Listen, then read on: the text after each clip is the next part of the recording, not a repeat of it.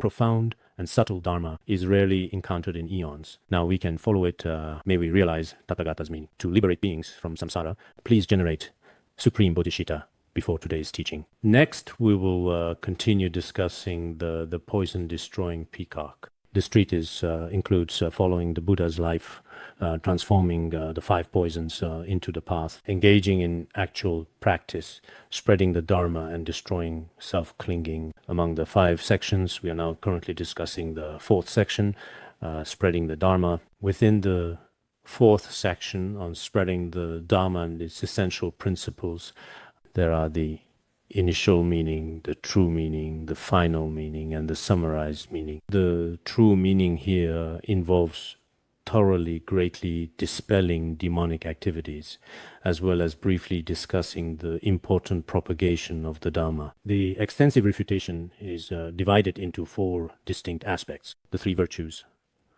of selfishness, inverted views and conduct, harming the Dharma and others, and upholding the true Dharma. These are divided into these 4 aspects. We covered the first section. Now we move on to the second, inverted views and conduct.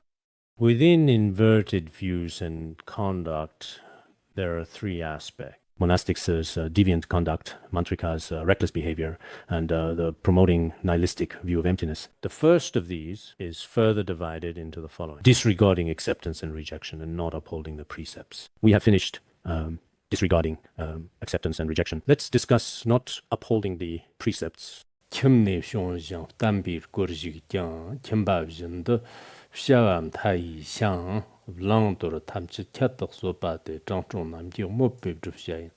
We have finished the first point. Second point, not upholding the precepts. In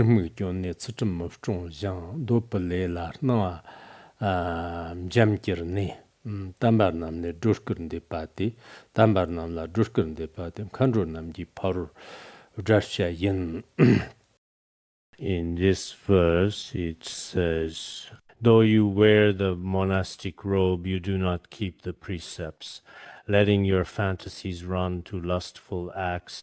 You slander the noble sages with false accusations. Such people are subdued by the Dakinis. This verse describes those who have already taken refuge in Buddhism and have taken monastic vows and even wear the sacred monastic robes on their bodies, but in reality they do not uphold pure precept. They spend their days indulging themselves, immersed in worldly sensual pleasures and attachments, living an indulgent life, eating and drinking excessively day after day, and do not in any way resemble true monastics at all, in any way whatsoever. They even slander the great masters of previous generations, or the most deeply respected and honored lineage masters, frequently make accusations against them. Such people appear to be monastics, but in reality they cannot at all be counted among the ranks of true monastics. Their behavior may even be worse than that of lay people. If that is the case, then they are precisely those whom all Dakinis, protectors, must subdue through their divine interventions. These individuals bring great harm to the Buddhist teachings. Therefore, throughout this treatise, it has been repeatedly stated that those monastics who cause harm to Buddhism utterly deserve to be subdued and faced with retribution. They absolutely should not be allowed to live a truly very happy life, because indeed some monastics, although they appear outwardly to be monastics, fundamentally speaking, in reality, in every possible respect without exception, may be conducting themselves in truly terrible ways. This is very common nowadays, including in some monasteries where during the day they live as monastics, in the monastery and receive offerings. But at night, they go to all sorts of improper places, engaging in all kinds of improper activities. This behavior is truly alarming and disturbing, especially if they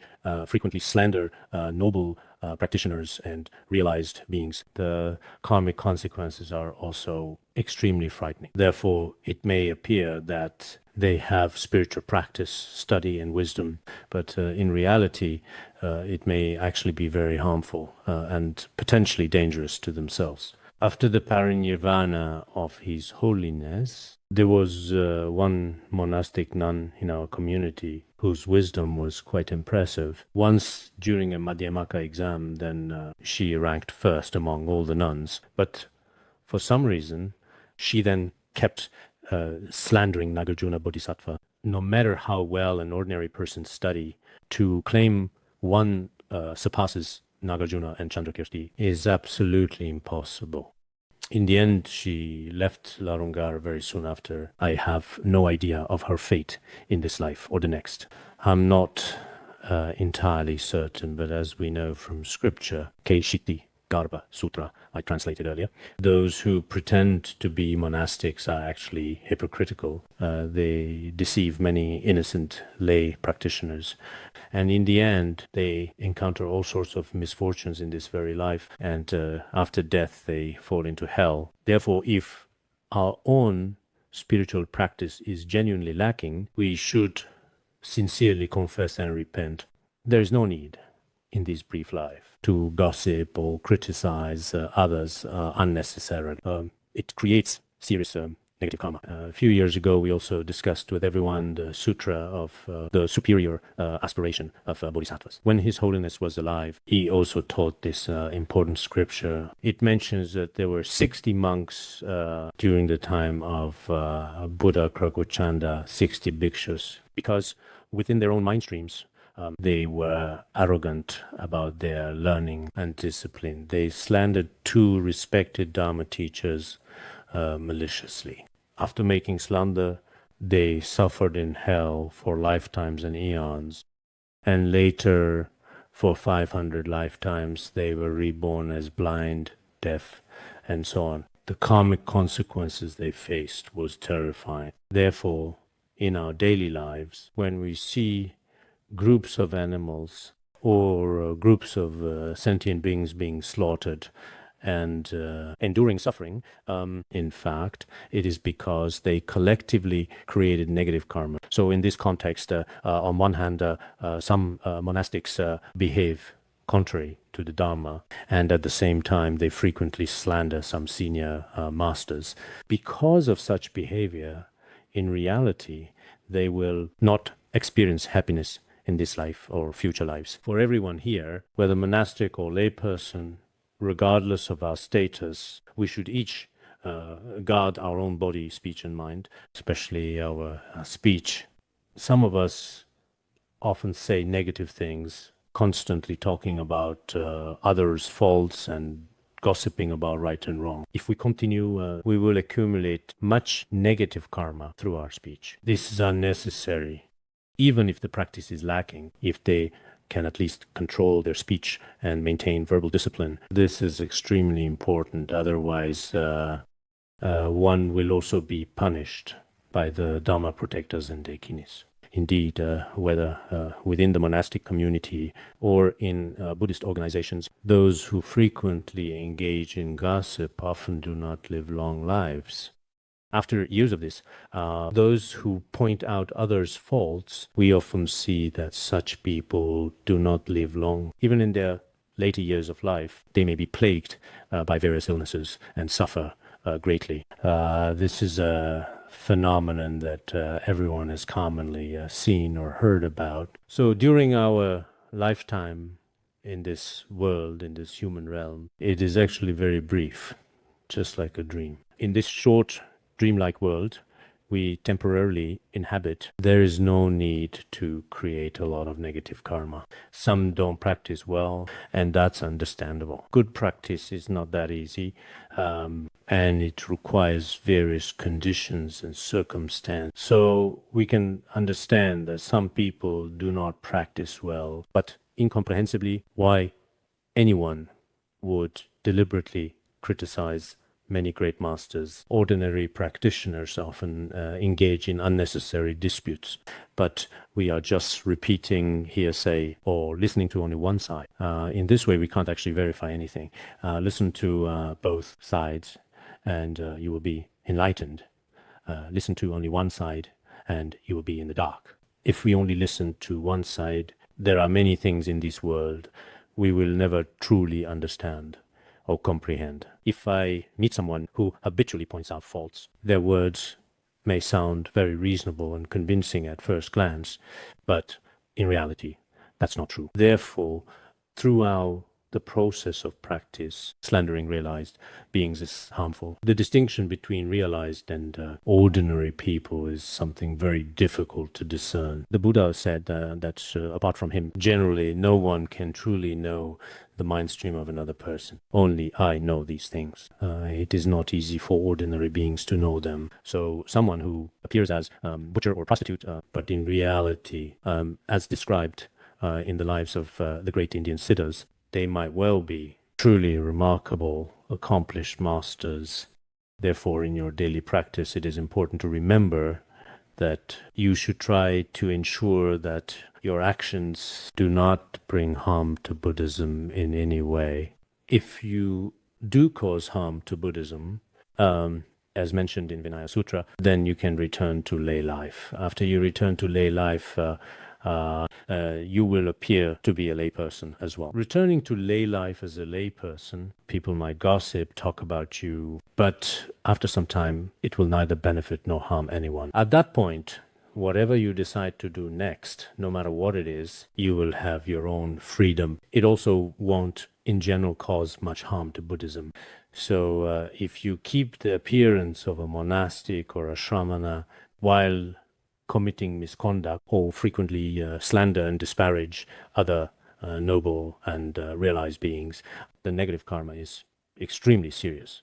Everyone should be cautious. Now, let us proceed to discuss and talk about the second point in detail. Just now, the second point, inverted views and conduct, which is actually divided into four aspects. Second is the deluded conduct of mantra practitioners, the deluded conduct of them.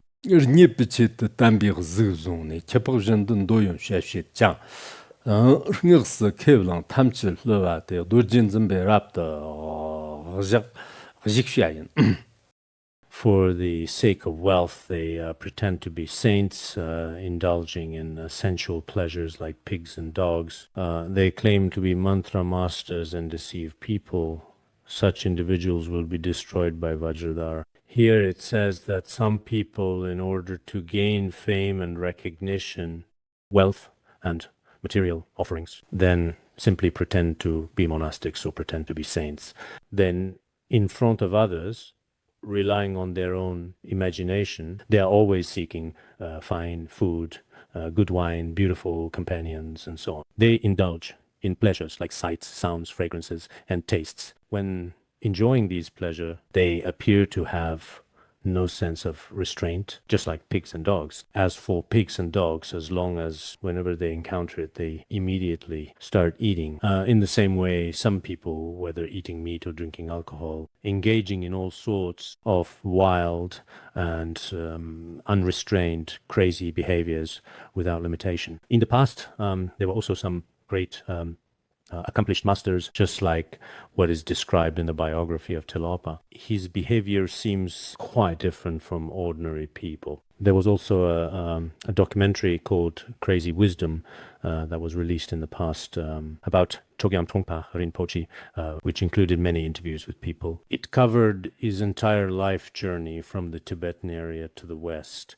and discuss some of his personal experiences and teachings. But in this context, I think if we look at the actions of each of them, they are not what ordinary people comprehend. This includes some masters nowadays who appear in their clothes, their choice of words, their overall behavior to be eccentric. But this eccentricity not only fails to harm Buddhism, but in fact, for many people, generate faith and devotion. There are such cases. These people are not acting out of madness. Rather, some people, in order to gain benefits, start to falsely claim to be as a mantra master or yogi or eccentric Chan masters. Beginning with such way, they deceive numerous faithful followers and devotees. Such behavior is truly and completely unreasonable by any standard. Therefore, a Vajra Acharya should practice wrathful methods to subdue such individuals through appropriate means. Whenever we perform major practices, the Vajra Acharya holds a Vajra peg and then begins to summon those who are to be subdued and pacified, and then proceeds to, execute those instructions or throws them into the sacred fire for ritual purification. There are such rituals. So here we are talking about, in this context, specifically, those who use Vajrayana as an excuse in the world, or use Chan Buddhism as an excuse, for example, claiming, I have no attachments or fixations whatsoever, and start deceiving many people because they have no idea of the profound views and deep practices of Vajrayana. In that case, on the surface, it seems similar, but in reality, it is really not the same at all. So in the end, they will also bring upon themselves very serious consequences, which is frightening. I'm not sure if I said this before, but during Emperor Wu of Liang, there was a Chan master, Zhigong, who was his national preceptor. Later, his empress was also influenced by Emperor Wu of Liang. There was a Chan master named Yungguang. Master Yungguang was also a Chan master. The empress took refuge with him and often sought teachings from him for guidance. However, Master Yungguang's conduct was somewhat different from the others. He consumed meat and drank alcohol without restraint and did not properly observe many of the monastic precepts. He engaged in all sorts of rather wild behaviors. Once, Master Jigong admonished him, saying, "Why did you become a monk? Since you have become a monk, you should properly observe the precepts. You should definitely not eat these foods that are not allowed for monastics." He replied to him, "Whether I observe the precepts or not, it's really the same. Eat are not all the same." He responded with some profound-sounding Chan terminology to cope with Master Zhigong. He continued keeping his ways, refusing to change. Later on, unfortunately, Master Yungguang passed away. After his death, he was reborn as an ox, plowing the field. One day, Master Zhigong, who had the thought-reading ability, I've shared some of his stories from historical accounts. When he happened to pass by, he saw this ox working in the field. In fact, it was Master Yungguang who had been reborn as this ox. Then he spoke in front of it, saying, "Yungguang, didn't you say keeping precepts or not was the same? Eating or not the same? So how did you end up like this now?" The ox lifted its head and looked over, feeling deep regret, and started to shed tears. Then it suddenly rammed into the heavy plow that it was working with and died right there on the spot. So from this cautionary tale, we can also see that nowadays in the Dzogchen teachings, there are indeed some teachings like afflictions are themselves, enlightenment, and other such profound terms. Chan Buddhism also has similar ideas, but these are meant for those who have reached realization. For ordinary people like us, however, we truly need to rely on the gradual path of practice to purify our mind streams. You can later check and read the biography of Khenpo Achung. In the past, Tuku Tenzin has already translated some exceptional stories of Khenpo Achung. They have been translated, and this time I have taken the entire text and created a fresh translation. There might be some differences in wording, but the content remains the same. What can we see from this autobiography? For someone like Khenpo Achung, an emanation of Buma Modza with proofs, validations, and recognitions, yet even he practiced gradually following the path. How did he practice preliminary practices and recite 10 million of Guru Rinpoche's mantra? How did he practice each Yidam deity? So for someone like him, if he had to practice gradually and follow cause and effect, how much more for us who are heavily burdened by karma with short time study and whose practice isn't solid. So for us, why wouldn't we need to practice diligently? Indeed, in the biographies of these accomplished masters, it seems whenever practicing any yidam, it was like sending a message. As long as there's a signal, it arrives immediately fast. It is unlike our experience reciting 400,000 Vajrasattva mantra, but still don't even have a single good dream. No matter how many mantras we recite, we may not experience sign. This is because our heavy afflictions, not because Buddhas, Bodhisattvas. So my thought is when I see these great masters of the past with high realization, yet when they practiced and studied, they still needed to recite so many mantras for such a long time, did so many practices, read so many books, and even the 5 great treatises, which require many years of study.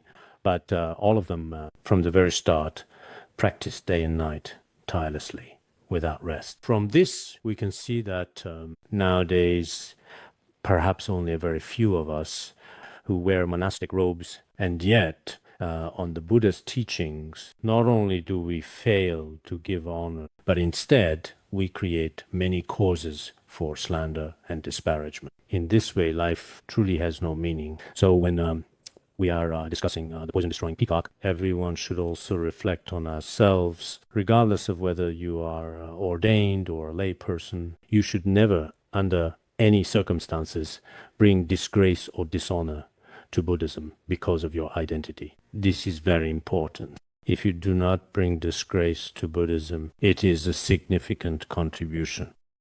Of course, there are a few individuals due to karmic forces, even if your actions are entirely in accordance with the Dharma, they may still, through various methods, end up bringing some disgrace as well. Possible as well. But this is truly a special exception. Viewing our predecessors' stories, the monks and great masters, we do find the kind of situation I just described really. However, such cases are extremely rare. For most practitioners, it is important to first diligently study some of the Pratimoksha precepts first. If you start learning other advanced Vajrayana practices, but learn precepts last, you might feel deep regrets, as many have been broken. So one should start by studying the precepts and practice basic Buddhist teachings, including taking refuge, generating the 4 renunciations and bodhicitta. In this way, your practice is likely to be successful. Now, moving forward in our discussion, the next subject that we are going to focus on and explore together is the following topic. It should be the third one, promoting nihilistic emptiness. This is also, in fact, the propagation and promotion of what is known as nihilistic emptiness, as mentioned earlier, among the mistaken views and practices.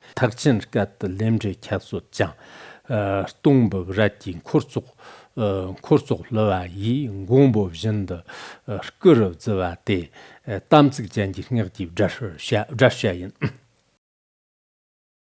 Claiming to be Mahayana, they belittle cause and effect. They preach emptiness to deceive their followers. They sneak around stealing like ghosts and spirits.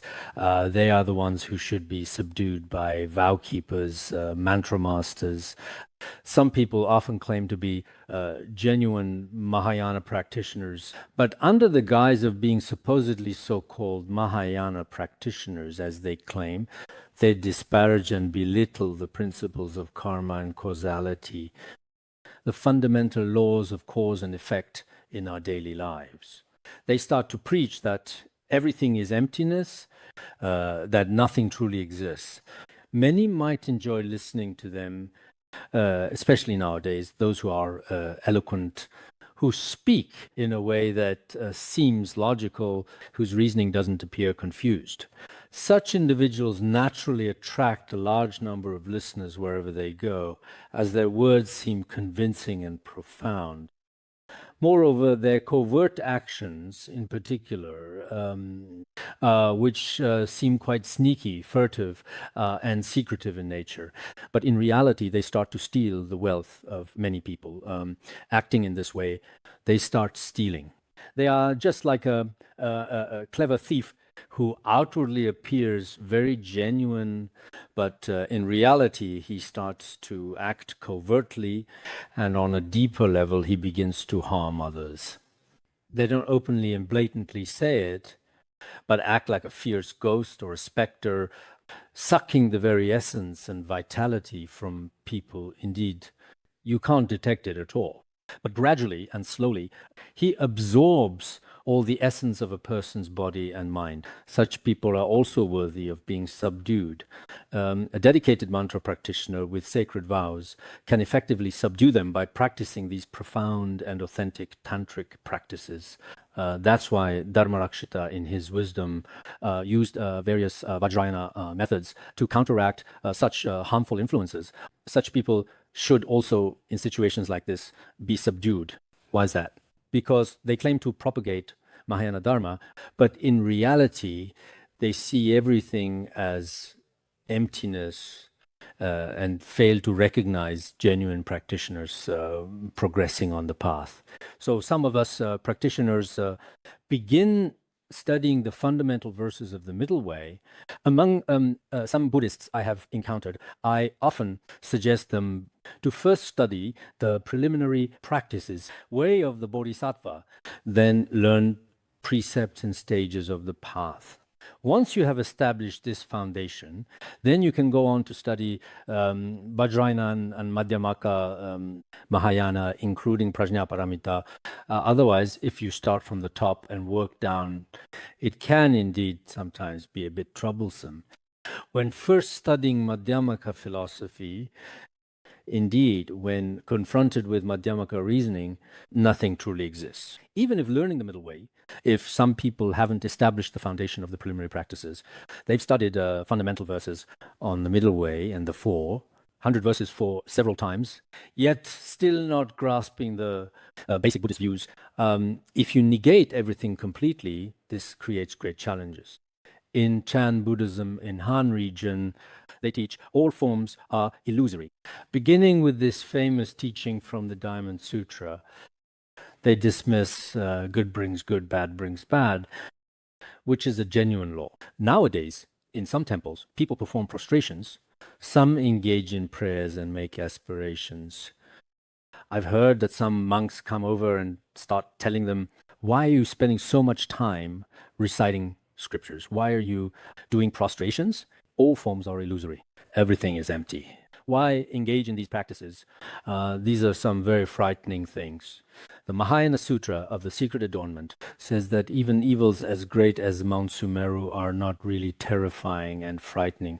What is most terrifying is being attached to emptiness out of arrogance. That is incurable. In root verses of the Middle Way, it says that there are antidotes for everything else, but if you are solely attached to emptiness, then there is truly no possible way to attain genuine liberation. So I think for many of us, perhaps we all understand this principle in theory, but in our actions, some people really do go up first, and then after a while they come back down again. This pattern, this sequence is actually just a little bit reversed. So when you first start learning Buddhism, you should follow the proper order of the path starting with the precious human life and impermanence, then gradually taking refuge and developing bodhicitta, advancing systematically. Then you begin practicing the generation and completion stages. By practice this way, your practice will be more solid and grounded. Otherwise, if you start off learning advanced teachings, it will be difficult. However, in terms of ultimate philosophical principles, nothing truly exists. Just like when studying the Vimalakirti Sutra, I hope you will thoroughly study texts like Vimalakirti Sutra or Lotus Sutra. These are especially important. When we discussed them, our time was also limited. Actually, later on, many people may have been studying them, actually. So the true perspective of Mahayana Buddhism, for example, the Madhyamaka philosophy, which is a profoundly illuminating intellectual framework that we frequently discuss, or if we follow the view close to Tathagata Garbha, as found in Vimalakirti Sutra, after studying such principles, path stages remain clear and unconfused, and our spiritual practice will not go astray in any way whatsoever without deviation. Otherwise, sometimes, as ordinary practitioners, we can't discover the true principles. Some people may appear to speak well systematically, but in reality, they often start practicing blindly without understanding, or they lead others while being blind themselves is a dangerous situation. Therefore, the emptiness in Mahayana is truly excellent. If you are able to truly give rise to this profound understanding of Mahayana emptiness, then liberation is right in your hands. It is often said that when a person takes hold of the sacred lamp of Prajnaparamita in their hands, they are believed to be embracing profound wisdom and enlightenment. Then darkness in that person's future simply does not exist. That's how it is. However, if you want to hold this Mahayana lamp of prajna, there must first be a prerequisite. That's why the Buddha's second and third turnings of the Dharma wheel were after the first turning. They were in a sequence rather than turning the last time of Dharma wheel about the Buddha nature at the beginning. The first turning is provisional, not definitive. The first was the Four Noble Truths. Then on emptiness and luminosity, followed by subsequence. So these are absolutely fundamental things that everyone should understand.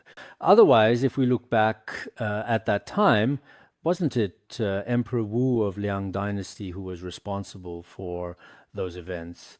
But we've talked a bit too much about this, so let's not continue. This is something you should know.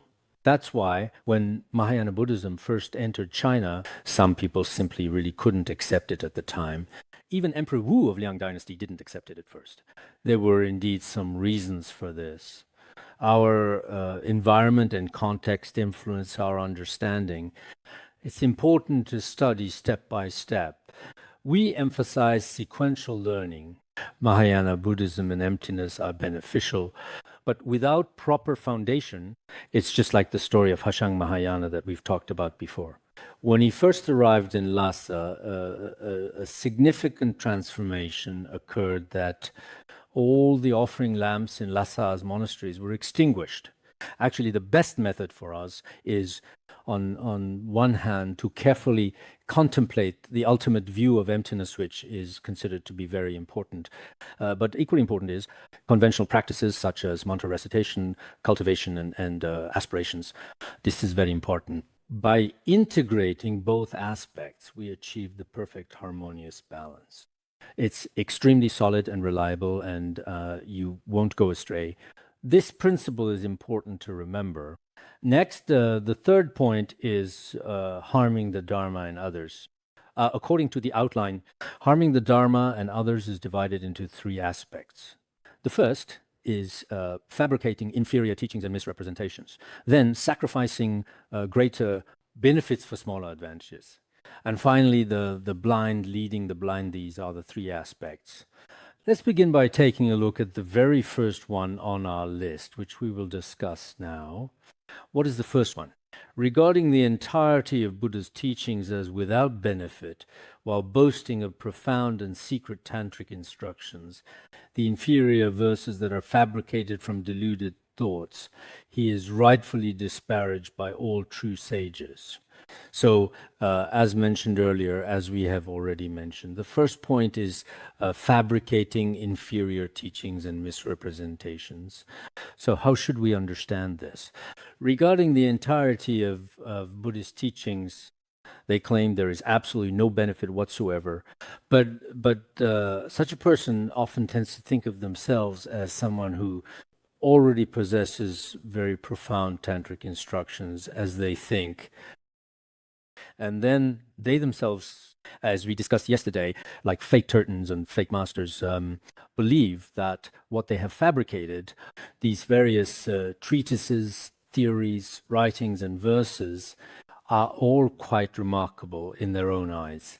But actually, such harmful and inferior doctrinal compositions will not bring any benefit to Buddhism, nor will they bring much benefit to the individuals. Therefore, such individuals, also certainly those who the noble ones rightly look down upon. We have talked about this before. For example, at Nalanda Monastery in India, any treatise, document, manuscript, or any writing related to Buddhism were reviewed by many panditas.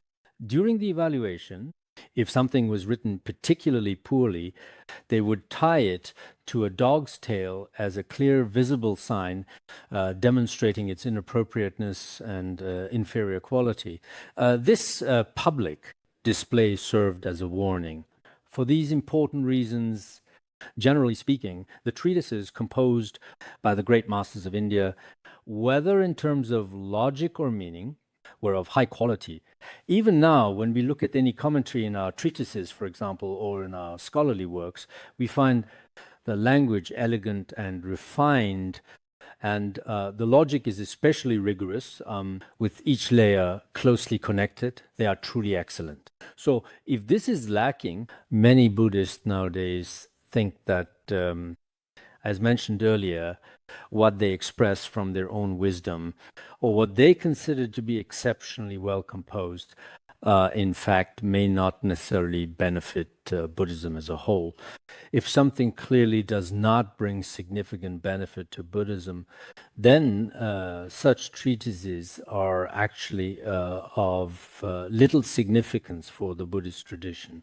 Therefore, it is true that there are very profound teachings in Vajrayana. There are some truly very profound, deeply meaningful and inspirational words of accomplishment. But if your actions, for example, or expressions are inappropriate, they can also bring many disadvantages to Buddhism. This includes online content, or when some people write papers during this process. Some may not write very well, but perhaps their work is neither beneficial nor harmful. However, some articles and compositions present seemingly plausible but fundamentally flawed arguments, harming both Buddhism and the authors themselves. Eventually, such authors may face various karmic consequences. This kind of phenomenon is actually very common. Therefore, whether composing treatises or teaching Dharma, we should do our best to quote the Vajra words of the great masters of the past. This is very important. We should not stray from the traditional path established by the great masters. If we deviate even a little, it becomes very dangerous. So the teachings of the great masters of the past should be practiced and propagated faithfully. This is essential. Otherwise, many people convert their conceptual thoughts into texts and then promote them publicly to wider audiences. This may not necessarily bring much benefit. When His Holiness was still alive, in his outward appearance, he did not place much importance on his own writings. He would say, although my writings flowed from wisdom, the expressions of my realized understanding, the treatises of the renowned great masters of the past are piled up like mountains. There is really no need to study my treatises. He rarely spoke of his works. Sometimes, when we brought it up in front of him, requesting commentaries, including direct pointing out instructions or others, he did not pay much attention. He always placed special emphasis on the sutras and treatises of the great masters of the past. All of us should probably maintain the same humble approach to teaching we discussed earlier. We mentioned these problematic inferior teachings, which are not really worth paying special attention to. People may neglect treatises of previous masters with fewer people studying. People today have come up with some new internet slang, especially in recent years, which is very appealing. Each generation may potentially decline. Future generations may immerse in digital culture, starting to speak their own kind of language. If so, these traditional teachings with profound meaning may gradually and slowly disappear from the world as we know it over time. There is such a possibility. Let's proceed to discuss sacrificing greater benefits for smaller advantages. 저 니버 단바 실라 노셰나 레지건가 강라 판결 장 차드나 잔람 제 차드 룻바 따르 판샹안라 판샹안 바칠랍 그러셔야 인. If something is found harmful to all of Buddhism, even though you might help someone temporarily, it is like giving rice wine to someone with a fever. The slight benefit should be completely discarded into the water. If something is definitely harmful to the entirety of Buddhist teachings, affecting all traditions, whether it's the exoteric or esoteric schools, whether Theravada, Mahayana, or Tibetan, if it harms the Dharma teachings in general in the destructive manner, even if it provides temporary personal benefit, even if there is a little bit of gain, such as offerings or gaining some reputation, in such cases, it should not be accepted. One should not pursue personal benefits. For example, when building a monastery, which requires funds and donations, if the fundraising may create negative impressions in Buddhism. And secular communities, even if benefiting some monasteries or individuals with some temporary financial advantages, it should not be done. Why is that? Because acting in this way actually causes greater harm. It may seem like there is a short-term gain, but in reality there is simply none. It's like a person with a fever, burning with a high temperature, drinks a little rice wine, and it seems to bring some comfort or benefit for the moment, but it is not suitable for the illness. In the end, it brings him great harm. Due to its alcoholic content, it is harmful to febrile conditions, eventually producing severe negative consequences. In the same way, a small temporary benefit to oneself should not be valued at all and should be discarded like water. It is such things deserve rejection. Normally, when we have something that's not very good, we often simply throw it directly into the toilet or toss it into the water, washed away completely by the current. This is very important. Therefore, in Buddhism, whether our tradition actually remains in this world or not also depends on the actions of us later practitioners. If our conduct is in accordance with the Dharma and proper in all aspects, then it may continue to exist. If it benefits beings physically and mentally, it is also likely to endure longer. In Chinese history, Buddhism faced several suppressions. For these persecutions, later historical analysis revealed multiple contributing factors for them. On one hand, some Buddhists themselves were especially ostentatious and truly self-important and arrogant. When they received respect from others, they became conceited. As a result, much of their practice, especially in their daily lives, was not truly in accordance with the Dharma. The general public at that time did not have a sufficient understanding of true Buddhism. Because of these various causes and conditions that developed and came together over time, Buddhism was also harmed and suffered damage as a result. It was also merit of sentient beings, as well as various internal and external adverse conditions. Therefore, as Buddhists and as a Buddhist community, when encountering certain adverse conditions, such as monastics leaving the monastery or facing institutional difficulties and setbacks for a while, from a long-term perspective, this may actually be beneficial because Buddhists are not ostentatious. And some of their actions are also generally considered to be relatively well accepted by society overall. This approach reveals a common human tendency. When people experience happiness, not all rejoices in others' happiness. When others experience difficulties, people tend to feel better about themselves. It seems that nowadays, everyone thinks if they are happy, others share this joy. But that's not so. For example, when traveling to different locations, some people immediately take pictures of what they're eating and then post them in our social media platforms. But many ordinary people are quite jealous. If you eat and dress well, others may not rejoice, but instead experience internal discomfort. Similarly, if a Buddhist center is truly thriving and genuinely prosperous, people are uncomfortable with it. Not to mention non-Buddhists, even Buddhists, even those within the same lineage and Vajra community, may experience unhappy, questioning why so many followers. Why is your practice going so well? Why is it like this? Why can't I get similar benefits that you receive? So when encountering obstacles, Buddhists may become humble and cautious, avoiding arrogance and ostentation. From a worldly perspective, this is in fact actually quite reasonable. So in our worldly lives, as long as it doesn't harm Buddhism as a whole, experiencing some personal loss remains ultimately inconsequential.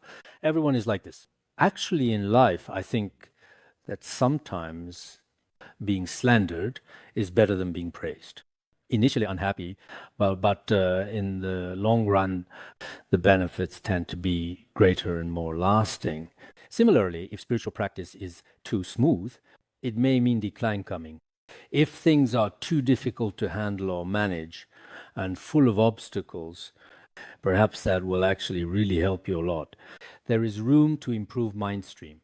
These principles deserve our careful consideration and require thoughtful personal analysis.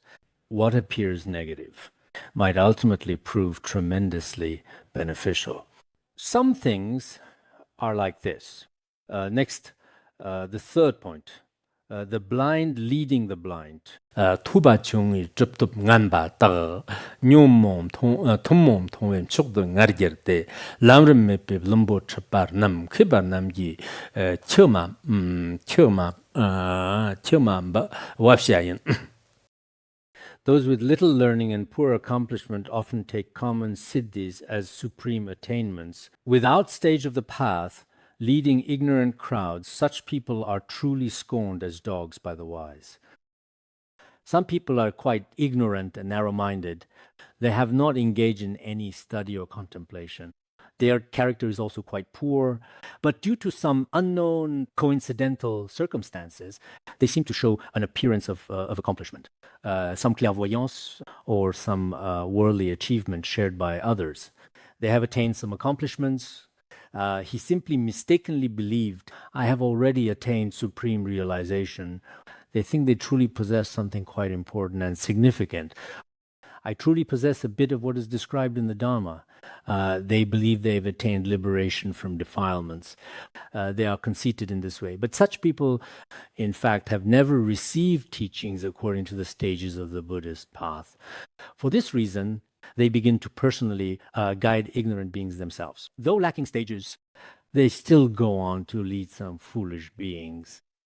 In reality, their actions are definitely worthy of criticism by the truly wise. Why is that? It's like stray dogs wandering aimlessly through unfamiliar territory. They are regarded as dogs. This metaphorical dog might be like those in some advanced developed Western cities where people have this special kind of, what do they call it, dog lovers, and they lavish special praise on their own dogs.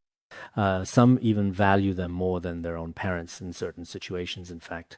Now, as we see at this point right now, in some different cities, people don't live with their parents, but share their lives with their pets closely together. Parents may often sometimes not receive a phone call for months from their child, but when it comes to their pets, they are inseparable, always. People like this exist too. But here, generally speaking, in most cases in Asia, well, in many different places around the world, if you treat someone as if they were a dog, as you might imagine, it shows without a doubt a very degrading attitude. Quite frankly, why is this even mentioned here? Because we lack extensive learning of the Dharma, actually. And if we are without study and reflection, it's actually very difficult to guide others. The other day, some Jomo from my hometown had left the institute and were in another place. Among them, there needed to be a Khenpo, female Buddhist teacher, to give teachings. There was one whom they said was good. I asked and found she'd heard some teachings. She listened to some bodhicitta and preliminary practices every day, but had never really studied the five great treatises and such. I said may not be enough. To guide others, at least you need to be well versed in the exoteric and esoteric treatises yourself. You need to be broadly learned. Otherwise, if you only guide others, even if it's just on the preliminaries, having only studied preliminaries yourself, your knowledge base might not be sufficient. I think that if we really want to guide others, we should at least be well-read and knowledgeable in various fields. If you've studied one treatise and then use that single treatise to guide others, that might not really be very realistic either. So if you don't have the lineage or the stages of the path yourself, then in front of others, frequently talk about all sorts of different principles. It's just like what is said in the sutras. False teachers expound the Dharma as numerous as the sands of the Ganges. Nowadays, this kind of thing is found in many areas, including on the internet. Some people have absolutely no sequential practice at all, but they operate under the banner of Buddhism and then simply take things out of context, grasping only some rather superficial terms, and then teach many elderly people or those who are relatively ignorant. They just start talking. And when they do, what are people really seeking nowadays? They want novelty, change, speed. Indeed, there are such sayings. Many people today don't really like old things. As long as something is new, anything goes. As long as there is some change, anything is acceptable. They feel old traditions aren't needed. And while there are some fast food solutions for the human soul and one's overall good personal health with even a little efficiency, and they think it's good enough.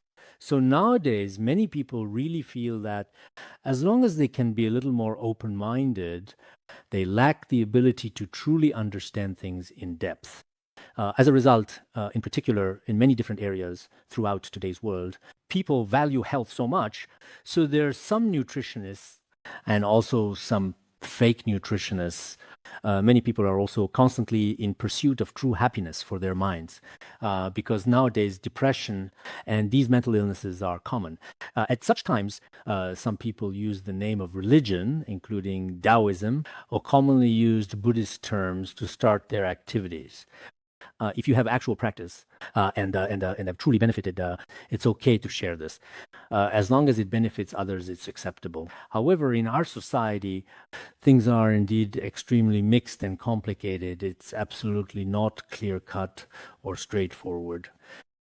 In any group of people, there are various different types of interests that are involved in this situation.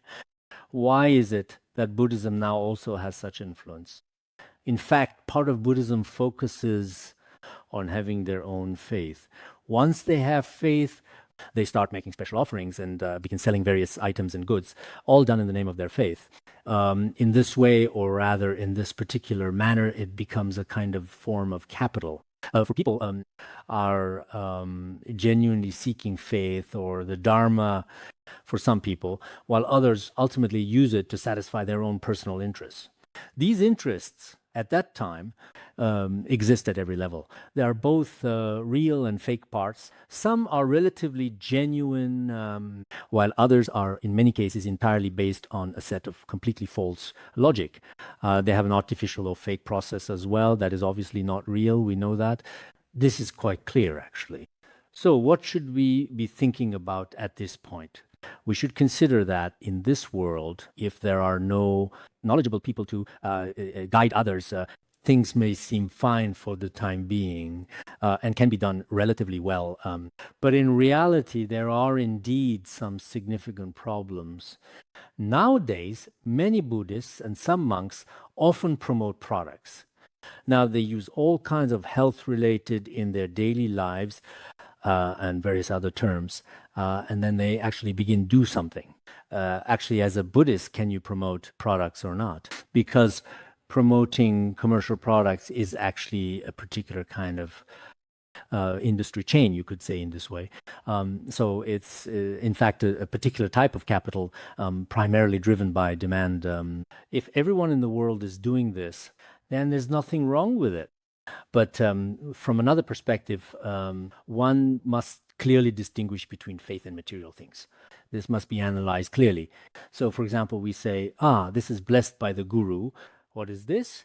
On the one hand, but the price of this blessing shouldn't be tied to material things. How much is this price exactly?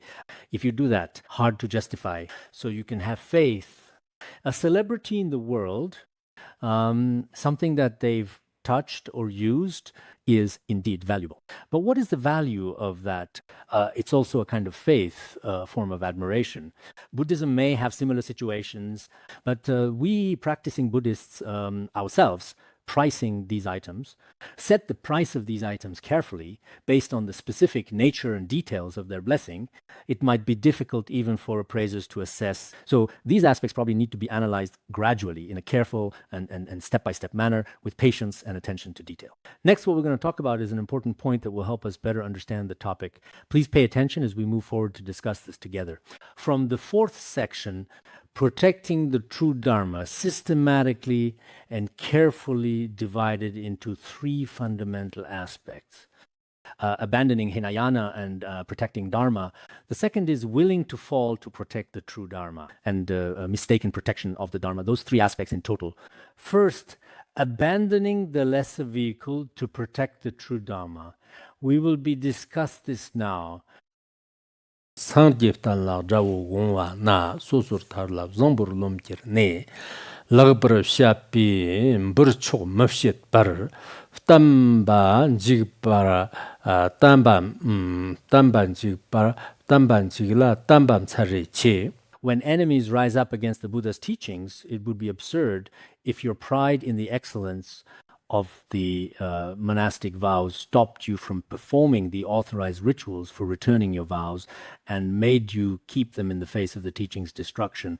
Didn't we just recently mention, if you remember, the important concept of abandoning the lesser vehicle to protect the true Dharma? That's how it's structured in the outline specifically. It's the very first point listed. First, it says that in situations where Buddhism is being seriously damaged or undermined, including attacks from enemy forces, for example, or due to some other possible and unforeseen reasons, when Buddhism is facing a catastrophic crisis, if there are monastics, some who took the individual liberation vows, who pride themselves on upholding pure and excellent precepts, thinking their precepts are excellent, I follow the four shramana practices. If someone hits me, I honestly don't fight back. If someone insults me, I simply don't talk back, and so on. And they try to cope in this way, often choosing to withdraw and hide themselves from others whenever they feel overwhelmed. Not upholding skillful means giving up precepts. Not upholding means not maintaining the Buddha's teachings on abandoning precepts. In other words, when Buddhism truly encounters challenging adverse conditions, if you think that by completely giving up the important precepts, you might be able to protect the Dharma, this is permitted, this is allowed. You first give up the precepts before your Dharma friends or your guru, and after giving up the precepts, you then in fact very gradually begin to go among worldly people and do all you can to protect the true Dharma. So sometimes when Buddhism encounters certain difficulties, when Dharma centers struggle, in principle at such times, some people say, we should practice and cultivate, let's not go out, just meditate well, and then they withdraw slowly. Then, once all these matters have blown over, they come out again. From the perspective of being a person, this really isn't very commendable either. Moreover, when Mahayana Buddhism is currently already facing a serious disaster, if each of us simply stands by with folded arms, just watching and does nothing at all, letting things be, destroy it if you want, then this is an irresponsible attitude. So at that time, the author believed that even if you are a monastic, when Buddhism truly suffers real harm, it seems that you should take action. Looking back through the centuries, during earlier times in the long and rich history of Tibetan Buddhism, there were also cases of leading troops with guns or leading soldiers to kill, including some of the films made nowadays, even today, which are about the ancient documented history of Tibetan Buddhism, where many monks are shown holding guns and starting to fight. There are depictions. However, they may not be describing it intentionally this way. It is negative, maybe cases like this, but from the perspective of Mahayana Buddhist doctrine, this can be considered completely appropriate and permissible given the particular circumstances. Because during the time when Langdharma, the Tibetan emperor, was actively working to destroy Buddhism and suppress its teachings throughout the region, there was someone named Lalong Baiji Dorje, who was also referred to as the auspicious Vajra, who had received the precepts formally in front of Venerable Buma Moja. But later, when he saw Langdharma systematically destroying all of Buddhism throughout the sacred region, the destruction was truly unbearable. So he made a vow and carefully prepared to completely subdue him. At that time, he mainly received guidance from the auspicious goddess. The time has finally come for him to surrender, telling him the time had come to subdue Langdharma. Yes, Lalong Baiji Dorje. Then, at that particular time, he went on a journey and went to subdue King Langdharma. King Langdharma was precisely like this at that given time, according to historical records. Also, as for why Langdharma in particular, perhaps, for example, destroyed all monastic communities, ordained monks, and even burned down all the monasteries, and so on. But he did not do this to the tantric practitioners at that time. Why he did not do this was because there was a practitioner named Nu Sanye Yeshi at that time. He was also a remarkable tantric master of that era. At that particular moment, the king, pausing for a brief instant and looking around, what abilities do you tantric practitioners actually have in practice exactly? Nu Sangye Yeshi was among the 25 great disciples. It seems there is also such a record about the 25 great disciples. Perhaps the timing is a bit off, but what was passed down should be correct. Nu Sangye Yeshi had great powers at that time, actually. When he pointed his chike mudra, which is kind of finger gesture, high above in the sky, an iron scorpion appeared, its massive form as large as 9 oxen. The creature's metallic body glinted in the sunlight as it hovered silently. At that time, that tantric master displayed various chaik mudra and shattered the nearby mountain. King Langdharma was frightened. He said, "You'd better not point that at me. You really need to carefully. But as for your tantric practitioners this time, I solemnly swear I will not harm them. It's only those who uphold the monastic precepts that I intend to destroy." Then, between the early and later periods, the entire monastic discipline of Tibetan Buddhism was lost. Later, someone named Gunparawa restored it once again in the Qinghai region. He revived pratimoksha vows in Tibet. This particular history should, in fact, be quite clear indeed. If Buddhism encounters some harm, just like the monk who had subdued Langdharma earlier, such permission can also be granted. In our history, the noble mother of the famous scholar Vasubandhu and Bodhisattva Sangha, she was originally bhikkhuni. She was called Bhikshuni Mingi.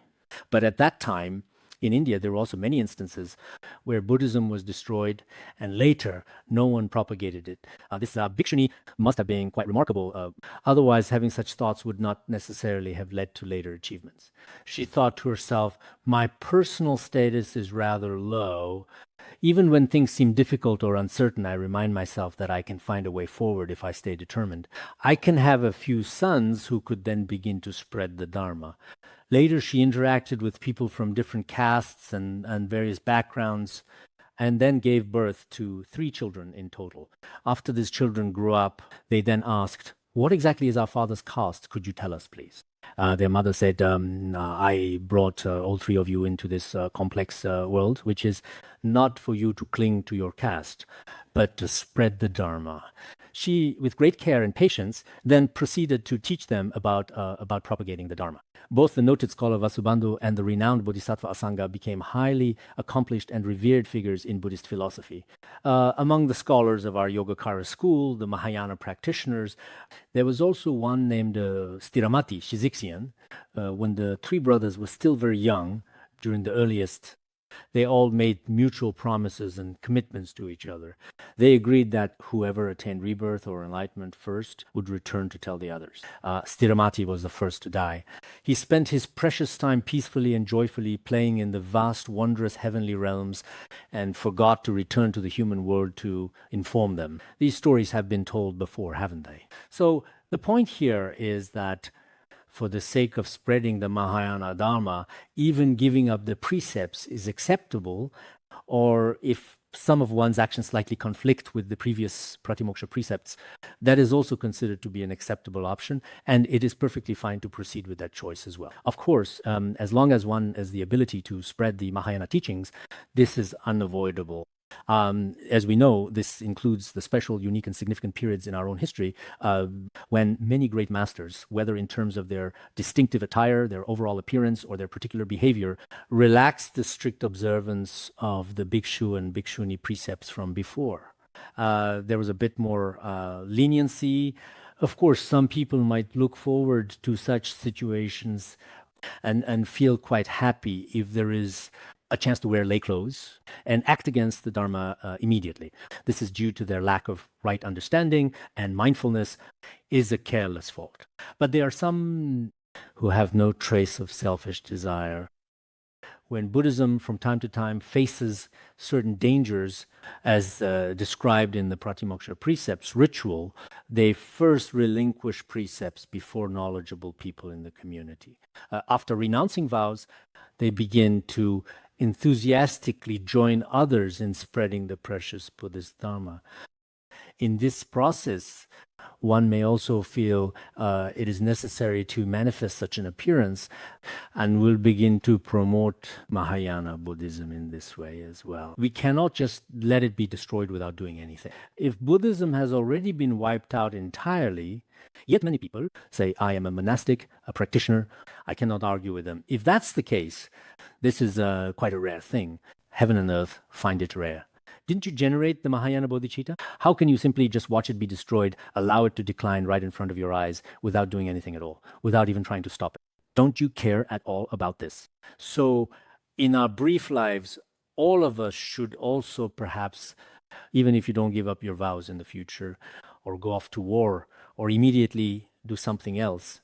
However, in the Mahayana teachings of individual liberation and Dharma propagation, even if there's a bit of conflict, as long as we are not simply acting out of selfishness, we should do our best to choose altruistic actions whenever possible and whenever we can. Because Mahayana Buddhism is important in the future. What kinds of things will happen? It's hard to say. Every day something new and interesting happens all over the world. And in fact, well, these things in the past, there were always some worldly rules, strict laws, and a variety of different regulations of all kinds. There were always traditional norms and standards. But now, especially in this fast-paced internet age, it seems like these rules have basically become a joke these days. They no longer restrain people anymore, let alone moral codes of the world. Even the actual laws of various countries in practice, and in many cases, in treatise, whether in democratic countries or elsewhere, may not play a significant role.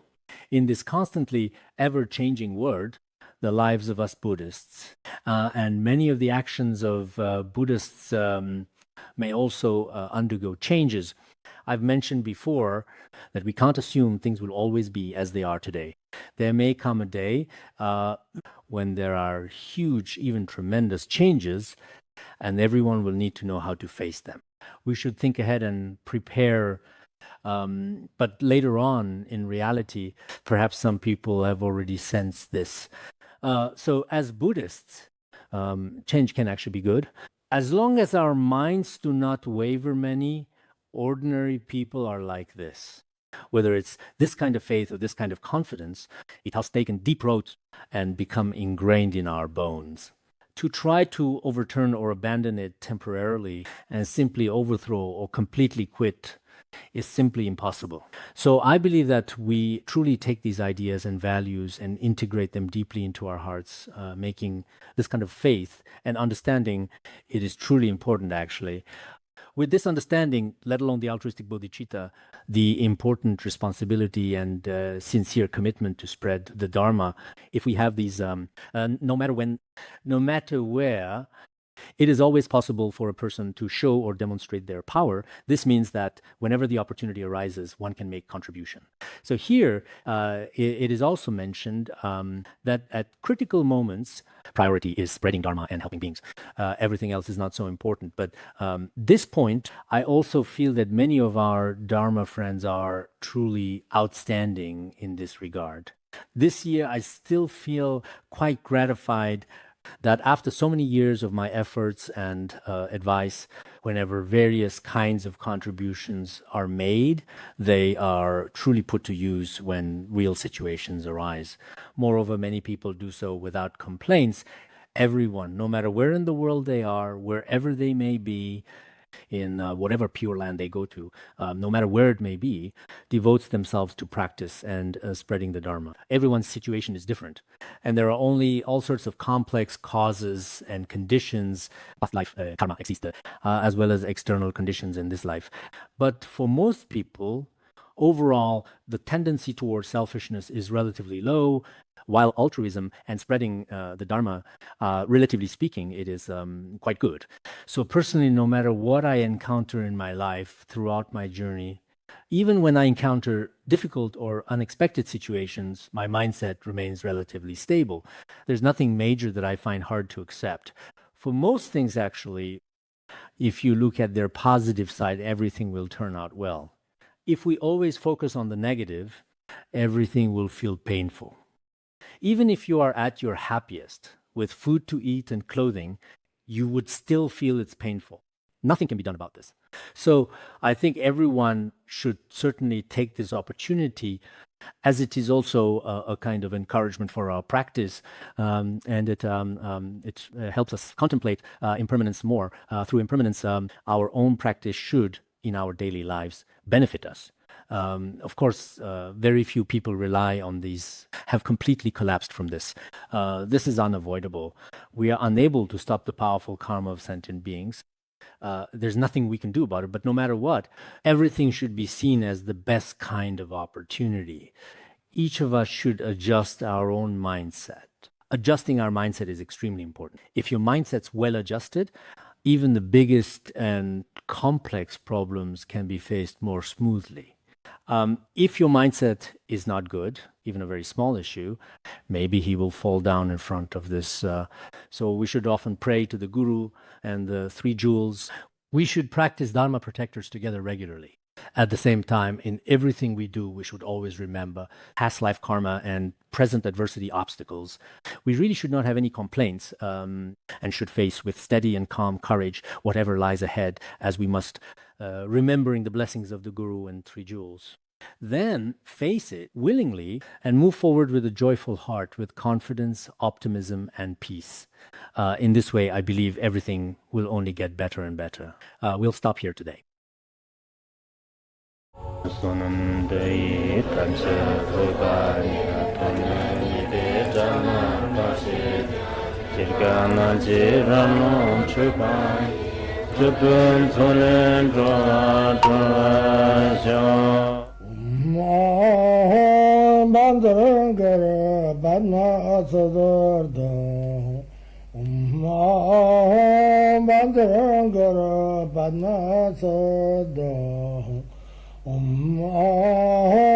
Bandara Bandara